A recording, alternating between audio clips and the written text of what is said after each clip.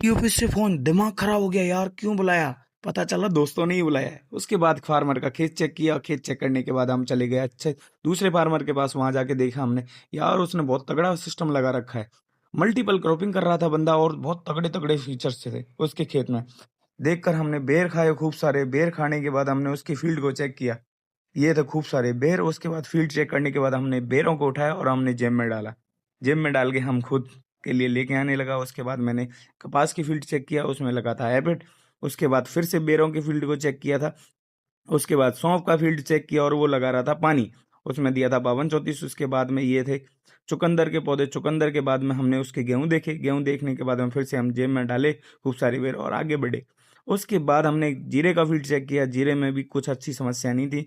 उसके बाद एक फार्मर का हमने बेर खा के ये टंकी चेक की। टंकी चेक करने के बाद फिर हम चले गए जीरे का फील्ड चेक करने। जीरे की फील्ड में भाई साहब इतना मोटा जीरा, यार दिमाग खराब हो जाएगा लोगों का। लेकिन हमने जो टेक्निकल डलवाए थे वो बहुत अच्छे तगड़े काम किए। और किसान भी खुशहाल था। उसने बोला कि साहब हमारे खेत का वीडियो बनाओ, और हमने बनाया वीडियो।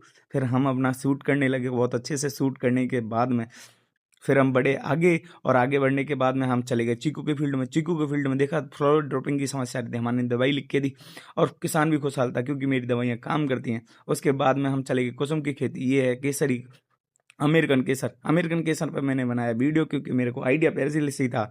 बहुत अच्छा वीडियो बनाने के बाद में किसान खुशहाल और वो भी बहुत तारीफ करने लगा। इसके बाद में हमने देखा लौकी। लौकी भी सबसे ज़्यादा आ रही थी, किसान खुश। उसके बाद में हमने देखा ये सौंफ, गुज्जी। गुज्जी देखने के बाद किसान तो हमसे पता नहीं क्यों खुशहाल ज़्यादा ही रहता है। उसके बाद हमने उसके खूब सारा तालाब था छोटा सा, उसमें खूब सारी मछलियां थी। हमने उनकी मछलियां देखी और 5-5 6-6 किलो की मछलियां थी। भाई साहब इतना मछली ऐसे कैसे हो सकता है? उसके बाद में हमने किसान का जो फार्म हाउस था वो देखा। उसमें बना रहा था फार्मर, खुद से ही तैयार कर रहा था। ये था बायो स्टिमुलेंट। इसमें खूब सारे केचुए थे। भाई केचुआ, किसान केचुआ दिखाने के लिए मुझे बार बार खोदने लग रहा था, पर उसका वो मेरे लिए वो प्यार था। बहुत अच्छे से दिखाने के बाद हमने खूब सारे केंचुए देखे। रियल में बहुत ज़्यादा केंचुए थे, अभी तैयार हो रहे थे। हालांकि बहुत जल्दी नहीं हो पा रहा था। ये बायो स्टिमुलेंट प्रोडक्ट थे इसलिए, ये देख सकते हो।